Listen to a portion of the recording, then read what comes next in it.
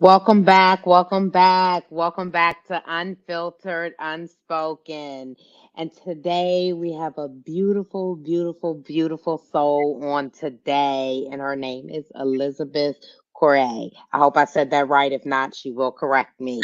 We're we're empowering women to find a voice. Elizabeth went through childhood traumas, leading up to adult traumas, and now she is a successful business professional. She is the CEO and founder of Elizabeth Correia's Enterprise. We're going to have her chime in and tell us a little bit about herself, and then you know what me and Sid is going to do after she's finished. So let's welcome Elizabeth. Hello. Hello. Yes, so it is Correia. Correia. See, I Correia. told you, I thought I said it wrong, but now we Yes, got it right. So Elizabeth Correia Enterprise. yes, Boom. yes.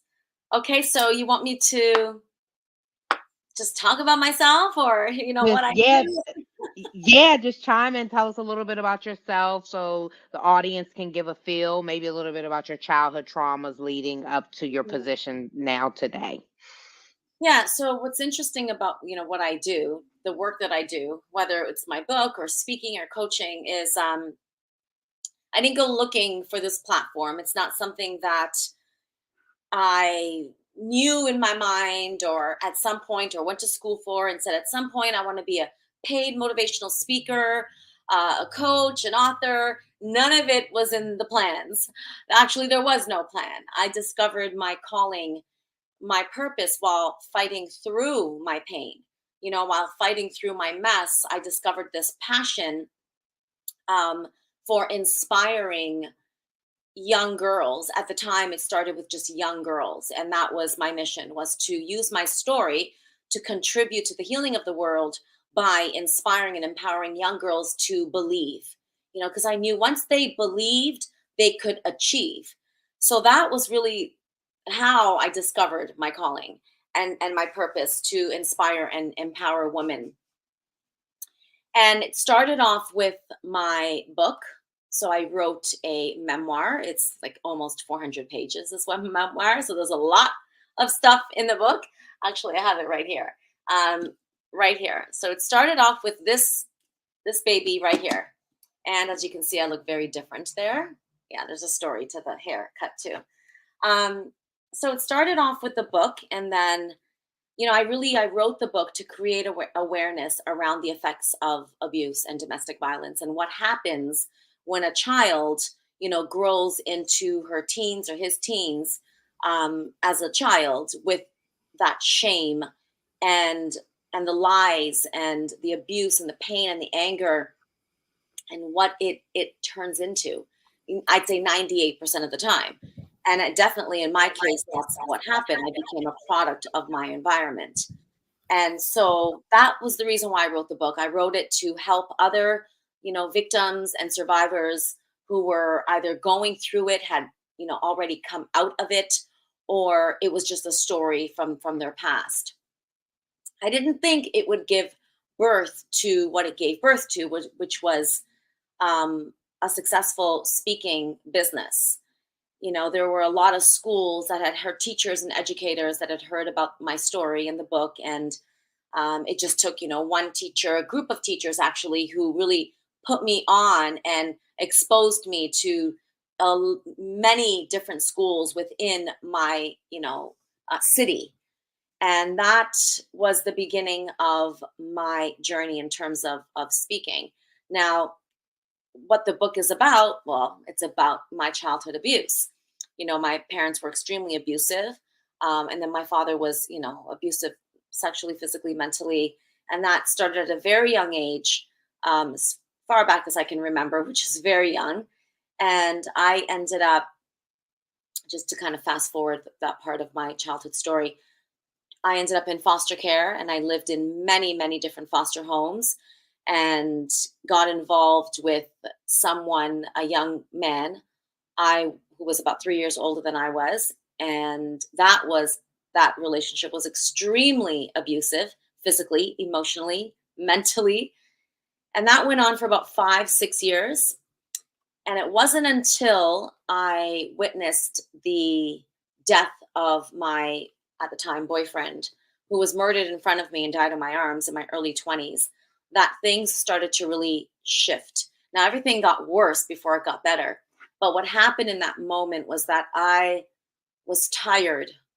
I was tired of the pain. I was tired of the hurt. I was tired of life. I was tired of fighting, because up until that point, I was just fighting for my life, fighting to stay alive, fighting to make money, doing things I shouldn't have been doing, messing around with the wrong people. We were all broke and broken. So that was just a recipe for disaster.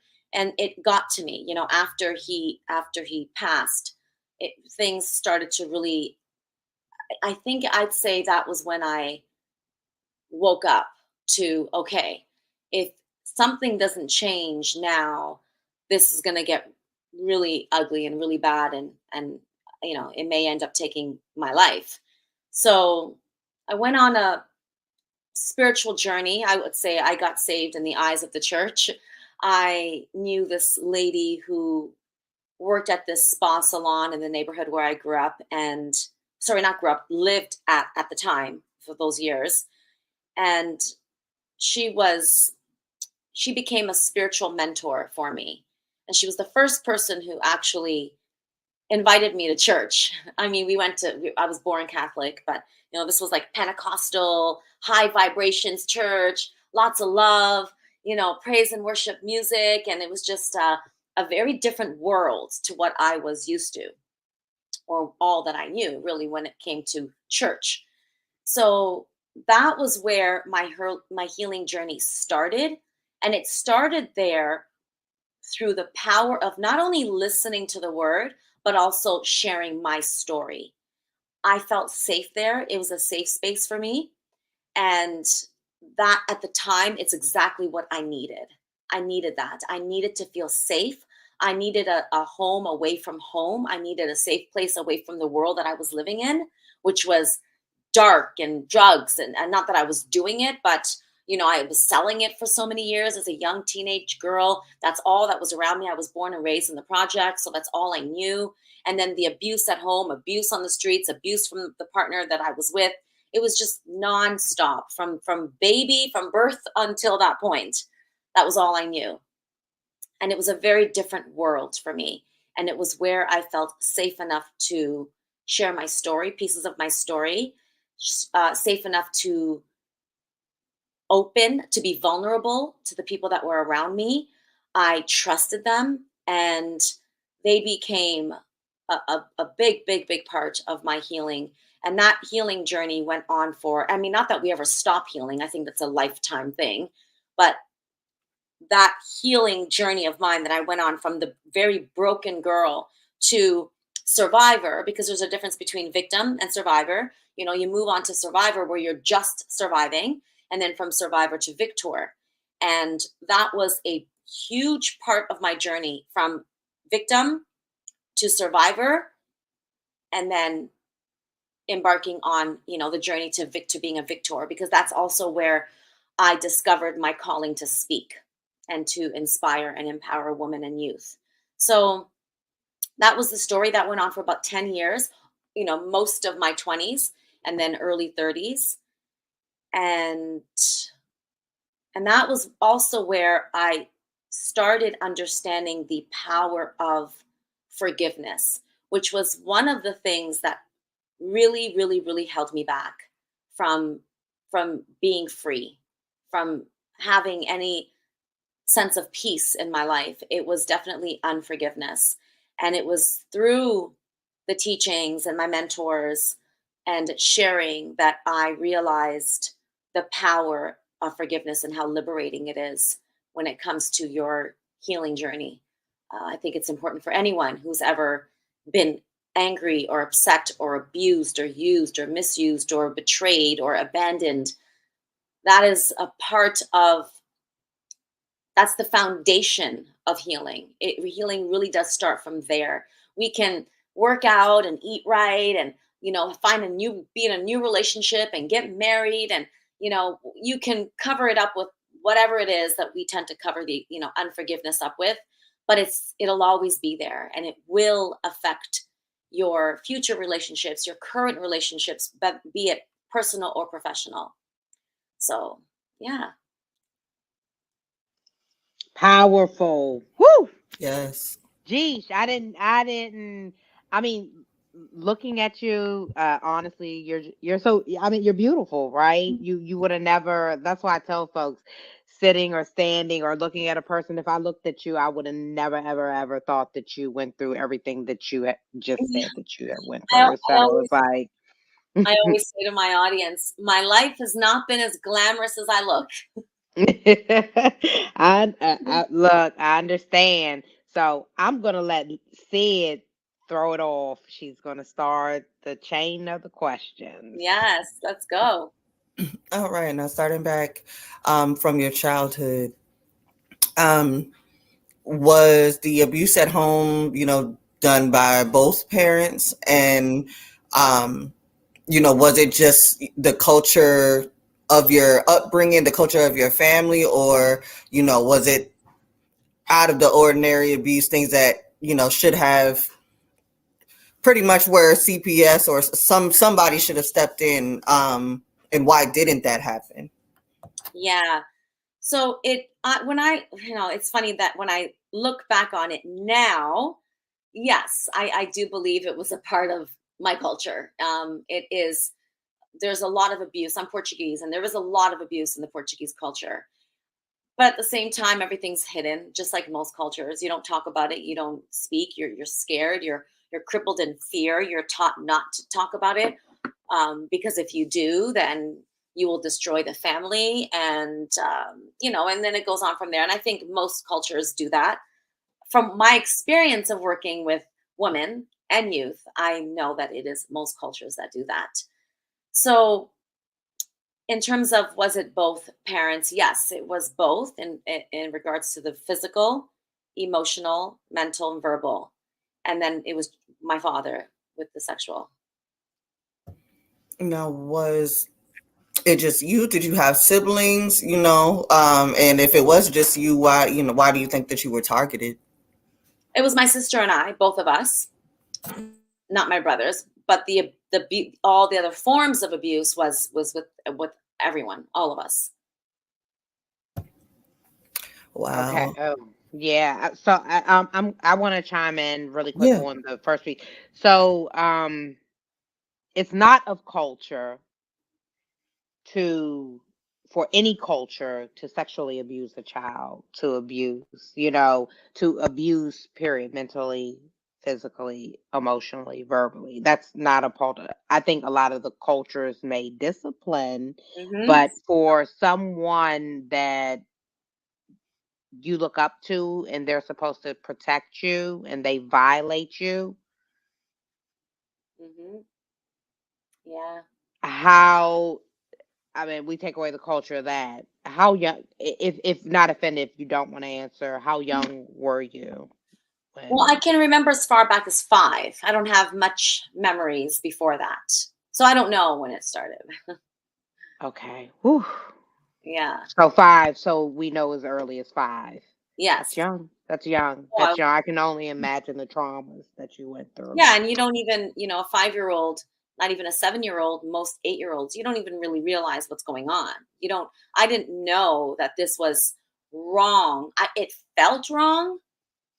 And because I wasn't allowed to talk about it, and everything that came with the secrecy and and that, I knew it was wrong, but I still didn't know much. Like I still didn't know, like, it felt bad. And so in my mind, it was like it had to be bad because it felt bad. And it wasn't until I got a little older that I was like, this is bad. This is not supposed to be happening.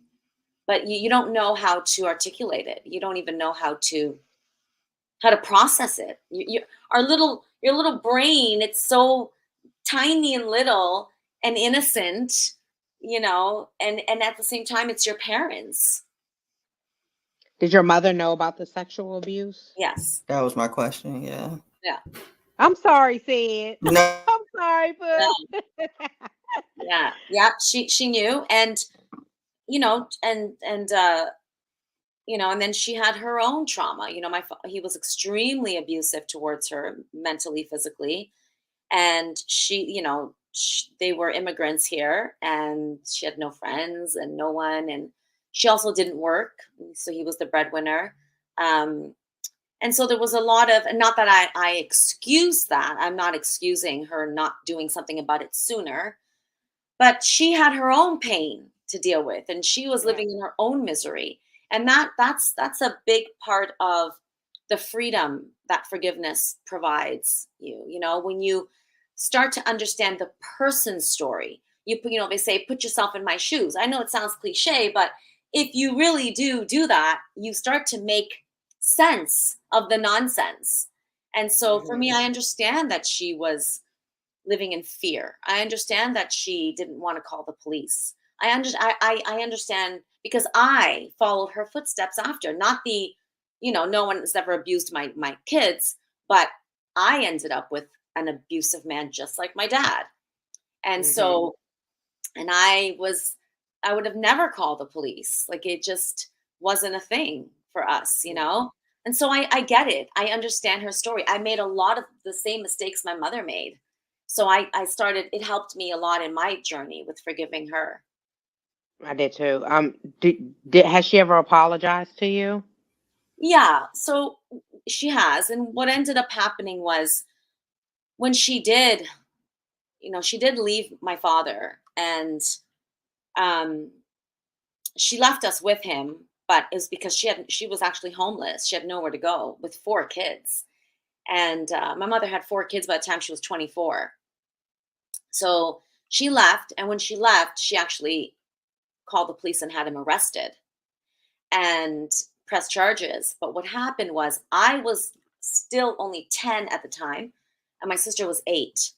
And so we were so scared when we saw the police come for my father and stuff. We were so terrified that we actually, our family came and literally taught us and trained us how to lie and say that my mother was lying. So this case went on in court for about a year and a half. And during that time, I was placed with my aunt, and my sister was living with her godmother. And we denied it because we were so scared. I mean, we're talking about an 8 and 10-year-old. Like, it was terrifying, just to think that, they were saying, if we say whatever, they're going to put us into these homes. And we were just so scared. So my father actually won that case, and we were sent back home. Now, my social worker said to me, I was young, I'll never forget it. I was almost 12 now. She said, I know one day you're going to tell the truth. She said, I know you will. And so I was 14 when I just, couldn't take it anymore. And I told the truth. And then we were, everything got really dark and worse for a long time. There's so many moments, as victims, where, and I'm sure you can relate to this, where you would rather be in the pain than the pain that you were feeling out of it. Because then now comes, the betrayal from my entire family. My aunts, my uncles, my cousins, everybody turned on us. I'm living in all these different foster homes, running away from some, getting kicked out of others. I'm involved in this with this boy who was physically abusing me. And then I got pregnant very young. So it was just so much ugly. It was a lot of ugly. It got really, really dark and really bad. Um, and so there were many moments in the beginning where I would say, if I would tell myself, if I had just shut up, my family would still be together. If I would just never say anything, I wouldn't look at all the pain I caused my siblings. We're all separated, different homes. My brother started getting into a lot of the street stuff. So there was a lot of regret and a lot of shame that came from, coming out. And that was hard. It was sometimes the shame that we go through that people inflict on us, and what the things that they say to us and what they do once we come out and open up. It's kind of like the Bill Cosby situation. The shame that they put on you and make you feel, it can feel more painful than what the abuser did. Because it's like, okay, are you, as how's everyone just turning on me? Was this not the right thing for me to do?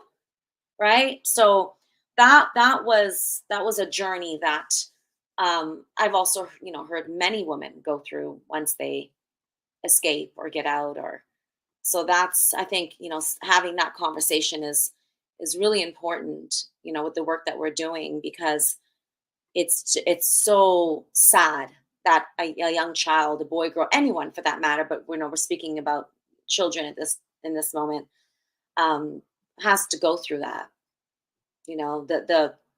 It's that child wants nothing more than ultimate unconditional love in that moment to help them get through that. Hugs and kisses and support, and when they don't have that, and in many cases I've seen it, it leads them to along a very destructive path. Yeah. Now, did when you all were sent back home after your case, did he have the audacity to continue the abuse, or did you guys have consistent checks by that time? He stopped. He stopped because I'm sure he was scared for a little while, and then it started back up. But now I'm not 10 or I'm not 11 or 12. I'm 14. So there's a big difference between a 14-year-old girl and a 10-year-old girl. A big, and for me, I grew up. It was fast. I grew up fast because of the neighborhood I grew up in, what was around me, and the things I was seeing. So it didn't take much time for me to become very self-aware and aware of what was really going on. It wasn't that 10-year-old girl anymore, 8-year-old, or even 11, where I was, questioning what was going on. I knew what was going on. I was like, okay, When was the moment that you put kind of two and two together, like literally when you had that when discovering what sex actually is, and realizing what I mean, that it's been going on with someone it shouldn't be going on with? Yeah. So for me, it wasn't the the intercourse part. It was all the oral and everything else. So I think some of these, abusers and people, they're smart enough not to take it there yet. I'm pretty sure it would have. That's where it would have went. Because I was growing up, my body was maturing, So I realized, okay, this is wrong. I was about 13, and I started having, just very um, bad thoughts of my parents and my dad in particular. Just hurting him. Like I would literally lay down and envision myself doing things to him, just for it to stop. Because it wasn't going to stop. So in my mind, I'm like, this isn't going to stop. This is going to be my life. So I was 13, and the moment where I realized, no, I have the power to stop it. It was the day that I came out and the day that he was arrested. Everything happened all in one day. Um, there was an incident and he wanted to do something, and I was like, "What? No!" It was like worse than what he had been doing, and I told him that if he touched me, I would kill him. And so, just to kind of fast forward, I ended up at my doctor's office that day. And I told my doctor. And then my doctor immediately called the police and children's aid. Hmm. Wow. Thank God. That's the beauty of having the witness and the medical piece of it. Yeah. They will instantly call the authorities on you. Jeez. Hmm. So you leave and come out of a abusive situation at home. I meant to go back to the abuser that is supposed to be protecting you, which is your dad. Now your mom is gone, I guess, at this point too. Did your mom come back or she stayed No, my away? mother never came back. No, but I had a stepmother. So did she go through the abuse as well? Yes, and she also knew everything that he was doing. So why didn't has she ever apologized to you? No, so he flew her in again, immigrant. He flew her in. It was an arranged marriage. He flew her in from Portugal. She came from a desperate situation. She was a victim back home. She had 4 children with an extremely abusive man there that she had run away from and gotten away from. And so it was a relative of a family friend who kind of arranged for her to come. But she initially came, we thought, just as like a caregiver, just for someone to care for the kids, to help my dad, to care for the kids. And then we realized quickly that it was more than just a caregiver. So yeah, she would try to like tell him like to stop messing with us, and I would hear a lot of things, but yeah, no. She also had nowhere to go, no family, and it was only either she goes back home to this crazy abusive man, because she definitely had nobody here. So yeah, it's a really, when you pay attention to the details of the story, I see it often. I speak in a lot of women's shelters, but I know for me personally, like someone touched my kids. Yeah, Mm-hmm. let me save Yeah. that for off air. Yeah, yeah. Well, hey, I know. Trust me. I understand. Trust Yes, me. Trust yeah. me. There is It's no. a I don't difference. care. I don't care if I end up locked up for life.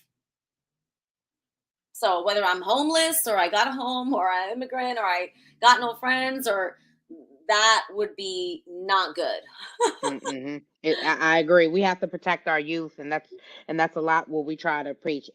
Pay attention to your child. Know the difference of your child's change.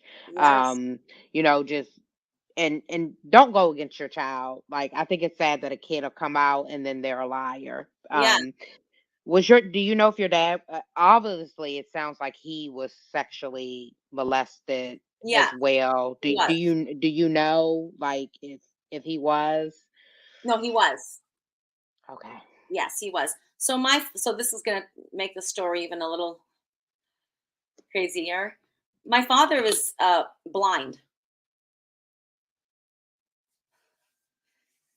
So my father was born blind. Explains a lot of his anger for Yes, sure. yes. And then Wow. obviously, with I can only imagine, what people were doing to him. There was a lot of like alcoholics around him. Wow. Wow. Yeah, so it was back home, and there's a lot of sexual abuse back home. So with parents and their children. So yeah, so he and again, I don't want to make it seem like I'm, obviously, oh, this is about bashing him. Not like I have forgiven my father. I see my father. I visit him. You know, I live in complete forgiveness. You're strong.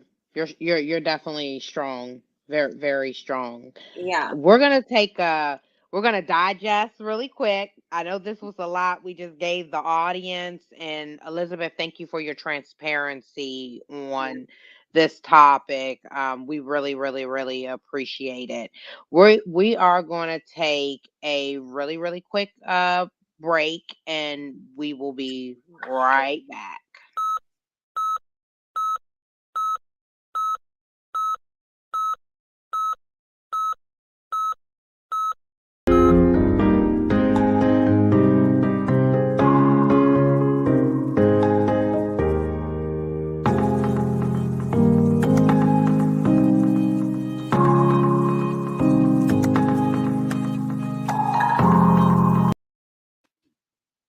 Oh, that was fast.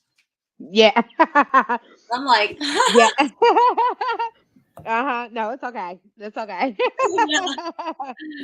Mhm. So, So go ahead, Sid. oh, I'm Sorry. sorry. No, no, no, no, Um, no, no. Go ahead, Bo.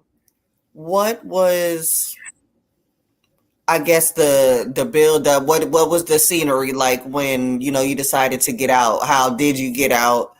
Um, I know you said you were in some foster homes in and out, but what was the point that you were out on your own and that you kind of threw your hands up and said, I'm done. I'm done with it. I'm doing my own thing." do you mean when I was in my 20s after all the mess? Well, honestly, the first moment that I guess yeah, we can start there. We can start there. Yeah, so, for years when I was in care and then when I left care and I was with, my abusive boyfriend, on my own, life was just there's so much that happened between 14 and 22. It's like so much. But when, after my boyfriend at the time, after he passed, that was, it was just one of those things where I was just laying in bed one morning and I hadn't been out of bed, I think, in a couple weeks. I was just so down and out and depressed and going through it. And I decided that was it. I'm going to go and see Roma. Her name was Roma, my spiritual mother. And I didn't know what that was going to look like, but I said, I just want her to pray for me. I remember that. I want her to pray for me. I'm ready to change my life. I don't want to live like this anymore. I want to get out. I want to get away from everyone. The friends at the time that I had, the environment that I was in, it was just, and I didn't even know where to start. I didn't know where to start. I just knew that I wanted change and I knew that I didn't want to do this anymore. And she invited me to church and it started there.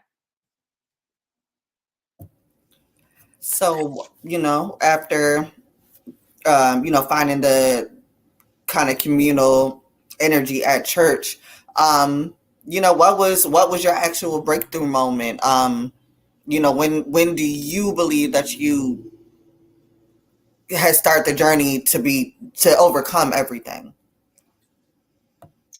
I would say it was the day that I publicly told my story in the to the congregation, and there was like 2,000 people in this church. And prior to that, I had been sharing in small circles, like workshops, and I I had never shared on a public stage like that ever. That was not something I even thought I would do. And it was one morning when she came to pick me up to go to church, and she said to me, "Oh, you're gonna pastor wants you to share your story today at church." And I was like, "What's huh? What do you mean pastor? What do you mean at church?" I'm like, "Do you mean like in a small little group setting? Like, well, we all, we'd have like women's ministry and youth ministry, and but the setting was a lot smaller and more intimate." So she's like, no, to the congregation. And I'm like, oh, no, no, no, no, no, that's not happening. That's actually not happening. I'm not going to do that. Like, I wouldn't even make it up the stairs to get up there. Like, I'd shake myself to the floor. Like, I'd shake so much I'd fall. And she's like, she said one thing to me, and I was like, I kept saying no, no. And then she said, Elizabeth, oh, I said, what am I going to talk about? I said, I'm still stuck in my mess. I'm not like, and she said, Elizabeth, there are so many young people in the church that are where you were right now, where you were a year ago, 2 years ago, because I was already there for like a couple years, and they have no way out. They're hopeless. They don't think there's a way out. And you have come so far. I was like, I was working at my job. It was legal. I had new friends, a new circle of like family, and I had been bringing some of those friends to church as well. So I was not where I wanted to be, not where I visioned myself to be, but I was nowhere near where I was, So she was basically saying, talk about how you got here right now. Share your story and how you're here. You come every Sunday, you're here during the week, you go to youth ministry, you're a part of women's ministry, like just share how that has felt for you, what that journey's been like for you, so that they know that it is possible. So I kind of was like, okay. Like that touched me, thinking about all the young people there that where I used to be. They were currently at a place where I used to be in terms of how they were feeling emotionally, mentally, spiritually. And then I did it. I shared. It was like in front of a couple thousand people. I got up. I could barely talk at first. The microphone was shaking so much. I could barely hold it. And I just started speaking, and I was crying in the beginning, and I shared, and I looked around. It was just so surreal because I looked around the room and I saw all these, hundreds of people as I was sharing. And I got this, it was almost like a revelation, like this vision of myself as a speaker. Like it was so surreal the way it happened. Like I in that moment I stepped into like a speaker. Like my posture changed. I started speaking, to the audience. I wasn't like, my head wasn't down. It was in the beginning, and then there was something that happened, and I can't even explain it really, but that was the moment that I realized that I had a calling on my life. And the calling was to work with young girls and young women. I knew that. I knew that in that moment. And then when I got off the stage, off the pulpit, and I went down to my seat, I sat there and I was just speechless. I just sat there and just stared. And I was like, oh my gosh, I can't believe I just did that.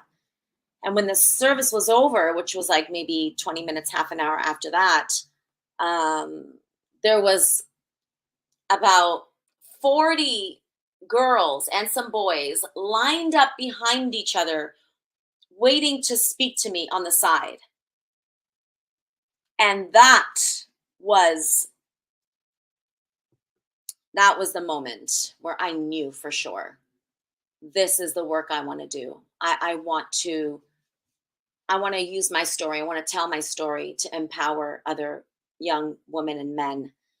I was in my mid-20s at the time, but they were the ones who were all lined up, 17, 18, 19, younger than me, 20, right? So I stayed, I think, 3 hours. I stayed after the service to talk to every single person, and every single one of them waited. So that was a moment for me where it was clear to me. It was clear what God was calling me to do. Mm-hmm. And we never know what that call may be. And that is powerful, that the power of your word, when you turned around, God brought you warriors with you so that they could start the journey to heal. Hmm. It sounds like um, being taken away from your father, your mother leaving started the chain. You calling CPS or um, whomever Hmm. started the chain. And then your boyfriend that was abusing you, him losing his life, started the chain so that you could heal. It was like you were being freed, So one door at a time. yeah, what's interesting is my boyfriend that was murdered wasn't the one abusing me. My boyfriend that was Oh. murdered saved me from the one that was abusing me. So I did Oh. escape from that. I got away from that relationship and I ended up Okay. meeting someone else and I was with him for over a year and it was beautiful and healthy and healing and therapeutic and he was a beautiful soul and you know, he was like an angel, like a shining light in my life. And the only really experience that I had quite like that because I was still so young and he was the one that was murdered. Now, Wow. what, was that just a crazy accident? What were the events leading up to that? Was that your past coming back in? What was going on? That was road rage. Uh, Road rage. It was broad daylight. Yeah, that Wow. was a very, um, you know, and it's interesting because I didn't know anyone at that time. I grew up, there was a lot of gun violence, and I lost a lot of friends that I grew up with through gun violence. But I had never met anybody who had lost their life through road rage. So that was, yeah. And I do believe that he did come as an angel because Hmm. I never ever looked back to my ex after that. Like I never looked back, not once. Good. So it Good. really that was a part of my freedom as well, in meeting him. Yeah. Yeah. And see, and that's a message for those that are listening. Road rage. We hear about this all the time. Especially in Elizabeth the had just US. exactly. It's bad. It's bad in this area as well. So we don't need to road rage. Most road rage leads into events that are unexpected. So, I get out the Eli- car. I'm like, if yeah, that I don't care if it's my who you are. If you start talking like that and yelling at people, let me out. Let me out. It's the and they ones say, you least expect. yep, oh, and they say every situation, if you don't learn from it, then what's the Yeah, what's the it's purpose? not You point? have worth to learn it. from every situation. Yeah, absolutely, We have to absolutely. understand that mental illness is a real thing. And so that person Mhm, that you're telling off or the person who cut you off, just keep driving. You don't know what that person's dealing with, mhm. right? I even have to work on, even even making gestures in my own car, or mouthing things like, I've never had the urge to chase anyone down or Yeah. beat them up or anything like that. However, where you think you're bad, it's always somebody that's better. Yes. Definitely got the potential to be better. So even I'm working on that because it's frustrating. Every day after this is what you in a stressful situation after leaving a stressful situation for 8-9 hours out of the day. I understand, but you actually never know what people are going through or what they are capable of, what they toting, what they holding. No, there Nothing. you go. You don't know what's in their car. You know, you will be driving and you're thinking they're way behind you, and all of a sudden your car door opens and they're coming for you. Like you, and it's and another thing too. It wasn't. It has no color. It's not like it's your own kind that it's going to do to you, or just crazy white people do it, or the Mhm. black guy's going to do it. No, that wasn't our case. It was Indians, right? There's So, and I, anybody. It's a yep, human. It's a, Anybody. anger is a human trait. So So did they exactly. anybody. do did they do justice? They did they get locked up for the road rage? They got charged and released, but I think a couple of them aren't even alive. Karma caught them, you know? So, Okay. yeah. No, nothing Wow. was done. No, nothing was done. Wow. Yeah. Wow. Were Wow. you yourself injured in that event? No, but they were supposed to take me out too, but I got away. Yeah. I got God away. has had a I got shield away. over you. They let me get away. They let me go, but I don't know what it could have. Who knows what it could have been, right? Hmm. Yeah, because they Yeah. weren't supposed to let me go. And then one of the guys was like, "Let her go." It happened in my building. Let her go in the garage in the parking lot. I know her. He was saying something like she has a baby or something or a kid or he's like just no, And then he basically said, "But if he doesn't die or whatever, we're coming back for you." Yeah, Wow. yeah, Wow. yeah. Wow. So there is power in the church. Oh, The church was a blessing for you. I've had a totally different experience. I felt like growing up, my experience of church was drama to me. All I heard was people talk about people. oh, I saw So a lot of that too. yeah, for me, it was like my perception of church is like I didn't when I got older. I didn't even force my kids to go to church, but I taught them Yeah, what God, who is God, we have to bless, we have to be thankful. I taught them everything in the Bible. yeah, I was trying to protect them from it's like more drama in the church, yeah. So Oh, I know. yeah. And I Hmm. think that's what we sometimes tend to forget, um, is the church is like a hospital. Everyone is there for healing. Everyone's there for some form of healing. To grow, to heal, and so and it's a building filled with people with their own stuff, their mental illnesses and past hurts and pains and anger and all under one roof, And they're right? trying to hide, and then they're trying to hide under God like they're normal. So Yeah, it's like it's a hitting. It's like this is yeah, my shield, but the reality of it is God doesn't allow you to always hide behind him. He will reveal. So, that's why, I tell yeah. folks. Um, so I want to chime into let's shift the power of forgiveness. That is something that you practice. So Mhm, can you tell us a little bit about because you said you used to hustle too, right? mhm. I can't even see it, but I know. Neither can but I.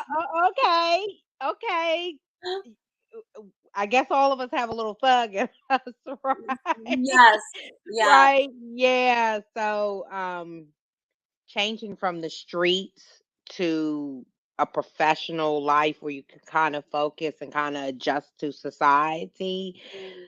You completely did this change. So tell us how we know the testimony at church started, that was your public speaking, but from there I know it had to be a lot of trying to heal, trying to get at that place. So from there, from the church, what measures did it take for you to become the successful businesswoman that you are today? So it wasn't, see, the thing about, entrepreneurship or just, success in general, whether you're a career woman, a 9 to 5, it's not when you're healing, that healing process, that journey, it doesn't consist of just one thing. So for me, it was a combination of things. It was a combination of finding community, um, new friends and new environment. It was taking care of myself. It was going back to school. It was reading. I became like, I was addicted to reading. I read hundreds of books. So it was reading. I was reading a lot. I was taking courses. I was a part of, all these different women's groups and attending events. And, when no one else was doing it, I was going to, conferences, women's empowerment conferences and seminars and workshops when there isn't a single person that I knew that were attending events like this. I went to see Joyce Meyer in the US. And so all these different things that I was doing all contributed to the woman that I am today, to my healing journey. It inspired me to, once I discovered my calling, I knew what my purpose was. It inspired me to do what I needed to do to step into that calling. And so I would say it was just a combination of things. It wasn't like one thing. If I had to say one thing, it started with, knowing God. Once you know whose you are, you know who you are. So I wasn't what my parents said I was. I wasn't what my father did. I wasn't worthless. I wasn't dirty. I wasn't all these things that I believed about myself as a young girl. I was and am who God says I am. And so I think understanding that, it helped a lot with, okay, if that's not who I am, then who am I? Who am I? And then I just went into this, self-discovery quest, to figuring out who I was. Okay, so who does God say I am? Right? So then I had to put in a lot of work. It was a lot of work and determination and courage and desire, deep desire to want to heal, to want to make a difference in the world. And once I discovered my passion for inspiring and empowering women and girls, I made it my purpose. And then from purpose, I knew that was my purpose. I'm like, I know this is my purpose in the world. I know it is. From my purpose, I moved to pay. So I'm like, okay, how do I get paid for this? I want to be able to turn my passion into pay, into a profitable business. How can I because I don't want a regular 9 to 5. There's nothing else for me to do. I know this is my calling. And the Bible says your gifts will make room for you. So now, how do I get paid for my gift? So I went on to doing my research, and there was no table for me. I was a young woman from the projects with this crazy story of pain and abuse and death and crime and violence. And so there wasn't a table for me to sit at, and the Bible also says that God will prepare a table before you. And so I had to create my own table. And nobody taught me anything. No one taught me how to write a book. Nobody taught me how to publish a book. No one taught me how to start a speaking business. Nobody taught me how to put my message together. Nobody taught me how to pitch schools, how to pitch organizations, how to pitch event planners. I did all the research on my own. And it was a lot of research because, again, at that time, no one else was doing it. We're talking almost 15 years ago. Yeah, you see a lot of speakers now, but besides the Tony Robbins and Lisa Nichols and Joyce Myers and TD Jakes and all these great, Brene Browns, and the regular person wasn't seeking to be a paid speaker, a women's empowerment speaker. So I didn't know anyone personally who was doing that, but I did the work. I researched, I did the work. I held little small intimate workshops. I'd say, I'm holding a workshop for, women who want to discover their purpose. And I'd have like 10 women show up. And then I just kept hosting these small events. And then I just started, putting on, big events. and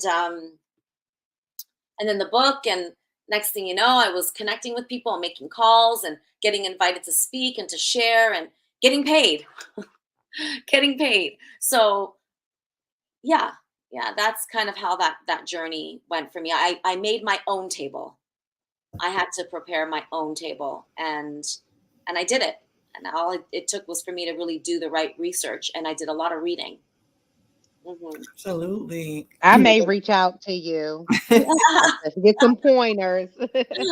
Yes. And it's funny because 4 years ago, or it's been 5 actually, I would often get questioned, especially on social media.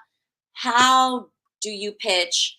How do you get your speaking gigs? How did you get into the school boards? How this and how, and I was spending so much time telling people how to do it that I didn't even know. Most of these people I didn't know. And so I started a coaching program teaching women, new and aspiring speakers, how to start a profitable speaking business.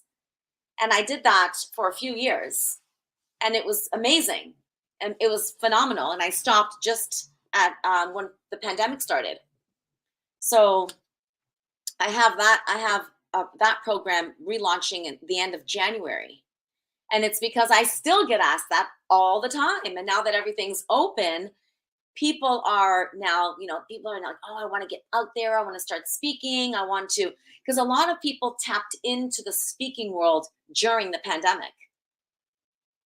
People were logged into Zoom sessions and calls and workshops and events and realizing, wow, people are getting paid to speak on Zoom from their home. So it's definitely, something that has become, it wasn't like when I started, nobody else was doing it. Now it's, you see it all around you. Exactly. Exactly. Yeah, I was shocked.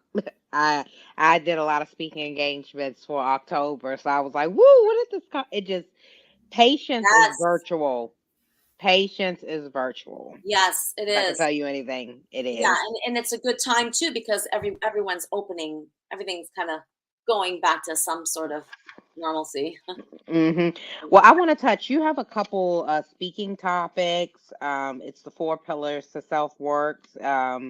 Start your new life. How to live with joy and fulfillment. Um, the four pillars, faith-based organizations when God calls you to something bigger. And then you have a speaking topics workshop and presentations, awakening the four levels to permanent transformation. Can you elaborate a little bit on those so that you can let the audience know some of the things that you are collectively doing with Elizabeth Correia's enterprise? Yeah, so they're all different presentations. Those are just a few. Um, so basically, whether I'm presenting in a workshop style, like it could be if I'm teaching, if it's in person, it's workshop is when there's sheets and there's forms and it's very interactive. And then there's, I can do that same workshop as a keynote, as a talk. So, the for instance, the four pillars to, I don't know if you have the transformation of self-worth, but in that one, there's 4 steps to self-worth. You can't just feel, you don't just wake up and feel worthy. You don't just wake up, we're so quick to preach and teach, you got to love yourself, you have to love yourself more. And well, what is that? How do you tell someone who doesn't even know what that is or know what that feels like or looks like, or has never, doesn't even have someone to look up to in their life who they can see evidently that they love themselves? It's hard to just tell someone to just love yourself, but there's a process to it. The first step is self-awareness. Most people, most women, especially victims or survivors, they're not self-aware. Self-aware of what's happening. What do you really even want? What is it that you want in your life? How do you want to feel? We're quick to tell people what we want to do. How do you want to feel? How do you want to feel? What happened? What's happening right now? What do you desire? What are some of your goals? What do you want to heal from? You have to get super specific of what's happening, your habits, your bad habits. If you want to lose 50 pounds, okay, well, what's the truth right now? What are your eating habits like right now? Do you exercise? Do you work out? What are you doing right now to take care of yourself? So are you really aware? We're quick to say we're self-aware, but a lot of people are not. So self-awareness is the first step. right?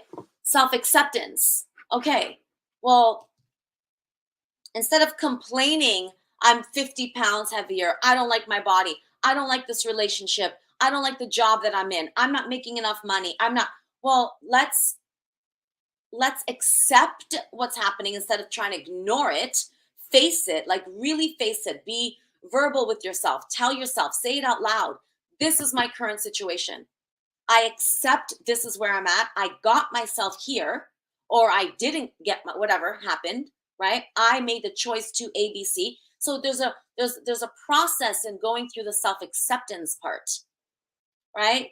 So again, leading to self-worth, there's a process. You can't just tell somebody to feel worthy or you're worthy. Yeah, no, you're worthy, Elizabeth. Like, well, have you looked at my life story? What would make me believe I'm worthy unless I do the work, unless I follow the steps? So even with that talk, that's delivered in a workshop style and in a talk, a present. When I say talk, it could be, keynote presentation. Yeah.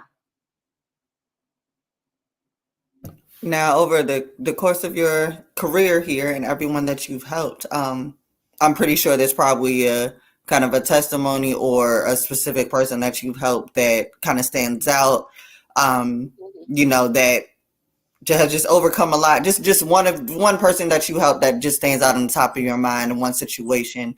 Do you want to share that with us? Oh yeah, one is Liberty, and that's because we're actually very, very close friends now. But even for her, she went through a lot, and with her, it was more the mental, emotional, spiritual abuse with her former husband, who she has 5 children with, and he committed adultery, and the girl actually was a full-on affair that went on, I believe, about 4 years. And they also had a baby in the midst of that. So, and she didn't even know until it was the woman who contacted her. But it was a very, very, very painful, painful journey for her to be left alone with 5 kids and having to heal through that. And so we've done a lot of work together. She's been a part of many of my programs. I've been coaching her for a few years now, and it's just amazing to see her transformation, not just physically, but mentally, emotionally, just the power of forgiveness and what it has done in her life. She is a powerhouse. This is a woman who never showed her face on camera, didn't even have her own photo on her profile pic. I begged her to get Facebook because she only had Twitter. You don't have to use photos for Twitter or, anything like that. And now she posts every day. She's, really big into fitness and health. She knows her purpose. She's walking in her purpose. She's changing lives. She's doing amazing work. So she's, yeah. Can I ask about I know your sister too. How's your sister? She's good. Yeah, she's in a beautiful, healthy, loving relationship where she's loved and respected and adored. She's got twin girls and a son who's older. Her twin girls are they're 8, and she's divorced from her ex-husband. She also, I believe usually when relationships don't work, it's because we were still broken when we got married, So she's also had to do her own healing, and that's been a journey of hers, just her own personal journey. But she's amazing. She's a beautiful person, beautiful soul, and she deserves, happiness and everything that she's experiencing and feeling now, because I can't say that she's ever really, really been happy. Good. Mm-hmm. That's good. That's good to hear. It's just finding happiness and that peace in your life after overcoming all of the traumas that you've been through. Yeah. Yes. Well, we've come to the point where we like you to shameless plug yourself, give all your social media handles, what you have coming up, how the people can reach you. Floor is yours. Okay, so on most platforms, I don't know if I told you guys this, but I was hacked a few weeks ago. So Mm. yes, my Instagram and my Facebook pages were hacked. It was devastating because I worked very hard on building my brand, especially on Instagram. I had, I don't know, it was almost like 10,000, but it was organic followers. And I worked, I had hundreds of IGTVs, hundreds of lives with like different special guests. And I just worked very hard on my social media. So that happened. I'm working on getting it back. I'm not sure if I'm getting it back. In the meantime, I have created a new Instagram account that I'm not trying to get attached to because I don't want it to be mine. But whoever follows me there, I'll just, when I do get back my accounts, Mm. if I do, I will obviously send everybody the old page for whoever the new followers that I get. I haven't been sharing this page at all because again, it's not my page, so I don't want to get too attached to it. Any other platform, I'm on there as Elizabeth Correia. I did join TikTok. I'm really enjoying it there. Um, it's a great platform. So I'm really, I think I was behind. Everyone was like, you need to get on TikTok. You need, and I was just like, nah, nah, nah. But I'm loving it. Liz, I'm there as Elizabeth Correia. My YouTube channel is also Elizabeth Correia. If you just type in my name, LinkedIn, Elizabeth Correia. My website, elizabethcorreia.com. I do currently have a forgiveness mini course, and I'm launching on Black Friday. I'm launching the personal transformation master course. So basically, if you are looking to, if you feel stuck, looking to get unstuck, to really discover, your life purpose and do the things that you need to do, A to Z, not just try to skip through everything and make it to, hey, I'm here, this is what I want. This is what I'm going to do. There's a process. And in this, personal transformation course, I take everyone through the process of, permanent transformation. We don't want to transform just for a day or two. I call that change. You want to permanently transform. So that course will be out. The opt-in page is in my Instagram or TikTok bio. So you know how you can use Linktree or Social Tap. I use Social Tap. So you'll see like the different links there. And actually, I'll send you the link. I'll send you the one link that will kind of guide them to all the little different things that I do, whether it's, a freebie workbook or the forgiveness course or my website. If someone is looking for a speaker to hire a speaker, I'll send you one link that will provide all the Okay. different things for them. And then make sure that you're in the Good Fight chat group. I'm super Yes. excited. Yes. Yes. Did you message me from the chat group? No, I think it was my personal page. I thought so. Because, okay, Yeah. if you could, I was trying to find it. So if you could send me a message from that group. Okay. I think, well, with the chat group, it doesn't let me send messages. On the business page, it will let me send a message. But I think I put the link. You're in there. You put a post in there earlier. I sent you an invite earlier. Oh, I thought you meant, okay, I thought you meant the DM chats. Oh, yeah, yeah. I sent the link in the DM. I Yeah. sent you an invite and you posted in there. No, You're in that's your there. group. That's the group. Yeah, that's the group. So you do know that you can actually send DMs, messages from that group. Do you know that? No. I know I can do it from my business page, No. but So for instance, hold on one sec, I'll show you. okay. Yeah, we'll pull it. We'll stay on after we finish this, Yes. and then Okay. Okay. we'll pull it. Yeah, yeah. Perfect. Teach me something new. I need to Yes. know. I think I always have my kids help me do stuff, so it's like Me too. thank you. It's good to have adolescents in the house because they know all this little. Yes. So you're gonna show me something new. I appreciate that. Um, Thank y'all for tuning back into Unfiltered Unspoken. Elizabeth, thank you so much for sharing your life experience. I mean, we chatted earlier, but I didn't know it was that deep. Yeah. And like I said, no, everyone's life experience is different. What we deal with as traumas are our traumas, our feelings, our emotions. What Elizabeth went through, it may seem like, oh, she went through worse things than me. But no, we've all experienced something. We all have to heal from our traumas.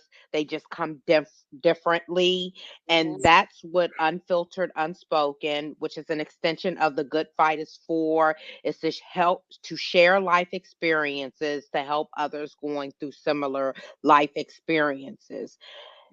You will never, ever, ever fully heal because traumas are traumas. But you can start the healing piece to life where you can enjoy life. You're free, as Elizabeth practices. You're free. You're releasing, and others' behaviors is not your fault. Do not blame yourself what has happened to you. And a lot of times forgiveness is hard, but like I tell folks, certain folks' behaviors are normalized, and that, as Elizabeth spoke earlier, mental illnesses hurt people. And sometimes, if we're not addressing the abusers and letting the abusers know that they are hurting people, they are never going to change. So, the mission of this is to reach out to men, women, youth, and we want to reach out to the abusers to let the abusers know that they're abusing and how they're hurting us. And hopefully we can allow them to change as well. So we're not limiting to any ground. And forgiveness is key. You have to forgive. And like I always say, accept, acknowledge, confront, and cope with your life. In order to be free, you have to acknowledge the issue so that you can love yourself. Thank you for tuning in again to Unfiltered Unspoken. Elizabeth, thank you for coming on today. We really appreciate it. Your testimony is phenomenal. And look at you. Look at your smile. Yeah. Look at your smile. Thank Look at you. my smile. Look at Sid's Yes. smile. We are Yes. all healing together. We are all definitely Yes. healing together. Yes. So Thank you. follow Elizabeth. Purchase her. Elizabeth, tell them your book and how they can purchase your book really quick before we end out, because you do have a book out. They can Yeah. purchase your book, so Yeah. come support. Yeah. They can get the Kindle ebook version on Amazon and on my website. If they want the hard copy, they can order it. There's some links on elizabethcorreia.com. Just go to the book tab and scroll down. If you're in the US, there's a particular button for that. If you're in Canada, there's a particular button for that. But if you want the hard copy, you just basically click one of those links, and then I have it mailed out to you. Okay. Yeah. Please support Elizabeth. Must read. It's a testimony about her life. You heard it here today, and it gets deep in the book. Yes. Thank you.